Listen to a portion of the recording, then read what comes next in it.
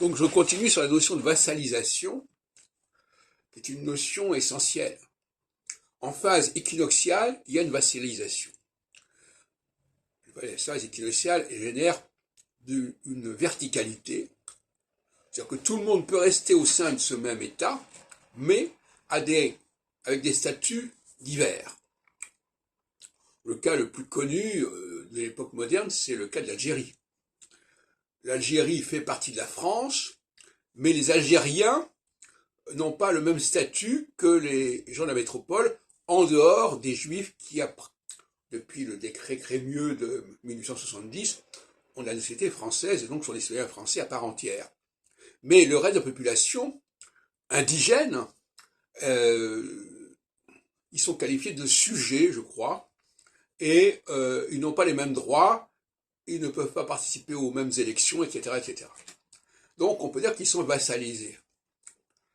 Et comme l'étaient les fameuses tribus du nord de la Palestine, qui étaient vassalisées par la métropole qui était au sud également. Les points communs sont assez marquants. Sauf que pour l'Algérie, c'est la métropole qui est au nord. Et nous avons donc la guerre d'Algérie qui est fondée sur une volonté solsticiale de constituer une entité séparée, donc une sécession, à la suite des refus d'égaliser, en tout cas d'atténuer les différences au sein de cet État. Ça se produit notamment à partir de 1956, où il y a les indépendances marocaines et tunisiennes, qui étaient préparées par Pierre Mendès France, je ne parle même pas de l'Indochine, et qui vont déboucher en 61, toujours dans la même période solsticiale, par le référendum sur l'autodétermination de l'Algérie, qui va aboutir aux accords d'Évian de 62. Donc on a le même système que 3000 ans plus tôt en Palestine. Et on pourrait continuer en prenant le cas de l'occupation allemande en 40, qui va vassaliser la France avec toutes sortes de privations, de rationnement au profit de l'Allemagne.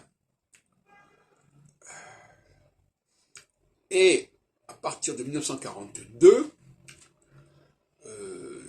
il y a une socialité qui se met en place et qui va donner naissance à la résistance. Jusqu'en 49. Et donc, nous voyons que ce schéma de passage d'une période équinoxiale d'intégration plus ou moins inégalitaire, c'est ce qu'on peut dire, mais d'intégration tout de même, à une phase solsticiale où l'on préfère carrément la mise à distance, la séparation, c'est-à-dire que chacun va avoir son propre état, son propre statut. On retrouve dans d'autres domaines, par exemple même dans le domaine de l'histoire du peuple juif récente, le sionisme correspond à une phase solsticiale, par opposition à une phase équinoxiale de la diaspora où les juifs ont un statut compliqué dans les sociétés où ils se trouvent.